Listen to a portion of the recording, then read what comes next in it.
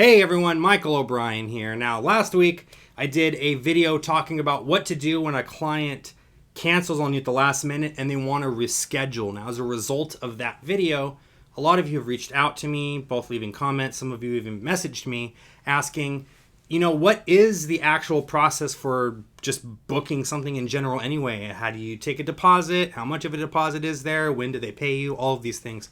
Now, I have talked about this before on my channel, but I'm going to do another video on this real quick, just right here, so that I can kind of reiterate some of these things, maybe kind of clarify some of these things for all of you. I'll leave a link in the description below to the initial video, so if you guys want to go back and watch that one, you're welcome to do so. But just a real quick rundown, it's very, very simple. Let's assume you've already gotten on the phone, you've already talked to the client, they are super excited, they want to have you on board. Now the next step is, how do I book you? Right? So it's really simple. What you're going to want to do is you're going to want to send them some kind of agreement.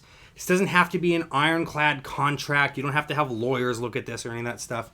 This is just a basic agreement. Usually the things I put in there are like the date, the start and end time of the performance, how long you're going to perform, and what kind of performance are you going to do. Is it going to be a 30-minute show or 2 hours of walk around or whatever? And then just the agreement on the rate. Those are the things that really need to be in there, just so that everyone is on the same page. Maybe also include like someone's contact information, email address, and of course, don't forget the physical address of the location. If you're performing live, you want to make sure that you know exactly where you're going. And I recommend having that in the agreement as well. That way, if you show up at the wrong place and they're like, no, it was 126 North Avenue in Los Angeles, not Long Beach, and you're like, oh, well, I'm like an hour away from you now, and obviously I'm going to be late.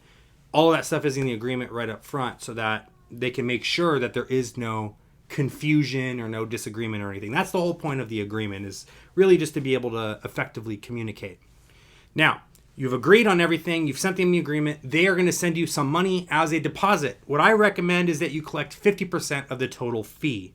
Now, the deposit is just designed for you to book them into your calendar. It is your commitment to them saying, okay, you are officially booked on this day. I'm not going to let anyone else book that time slot. So if another client messages me and they say, hey, I'd like you to perform for my event, I am going to turn them down and tell them, sorry, friend, I'm already booked at this time on this day.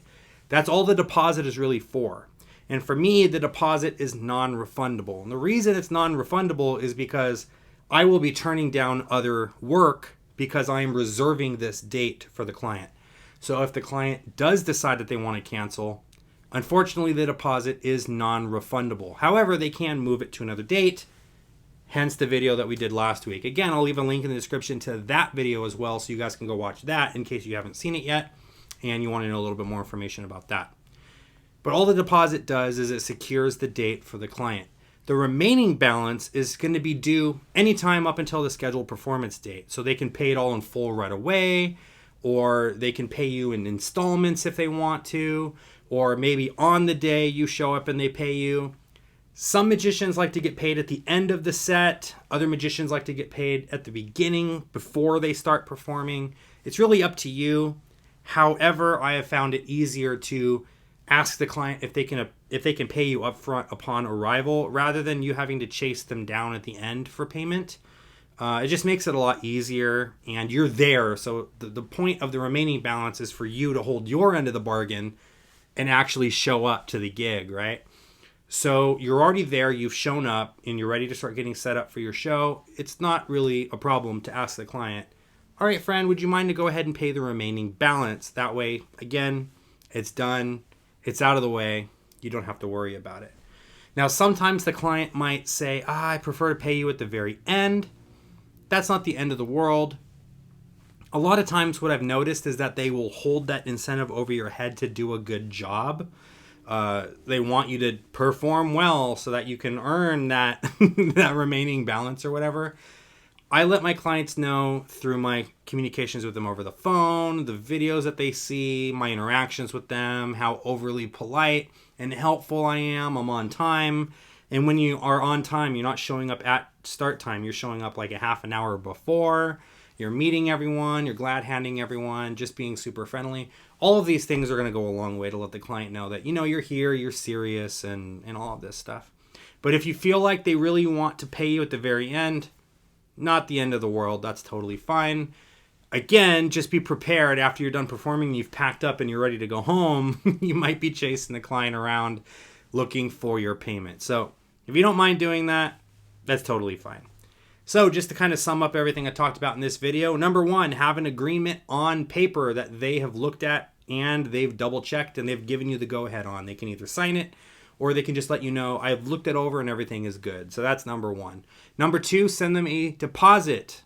Or should I say, send them a request for a deposit so that they pay the deposit. The deposit should be at least 50% of the total balance. It can be less if you want, but that's up to you. Again, personally, 50% for me is how I do it. They pay you that deposit, and all that does is book them into the calendar, right? It lets them know that the date is secure. You're not going to give that date to anyone else. And then number three, the remaining balance they will pay on the day or any day leading up to the day.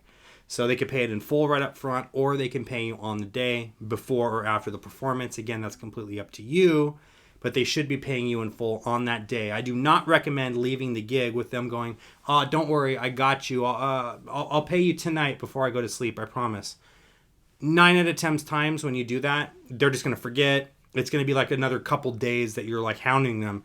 Okay, friend, I need the remaining balance. I need the remaining balance. I need the remaining balance. Have you sent it yet? Have you sent it yet? Have you sent it yet? And you don't want to be chasing people for money. So really, it's best to get it before you start performing. And if you can't do that, make sure you absolutely get it after you're done, before you leave the event.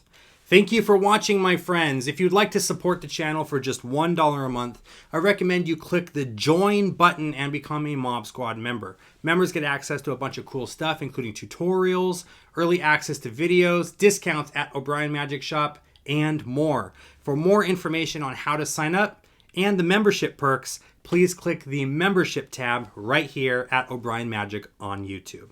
Thank you so much for joining, everyone. It's because of you I'm able to keep this channel going. Thank you so much.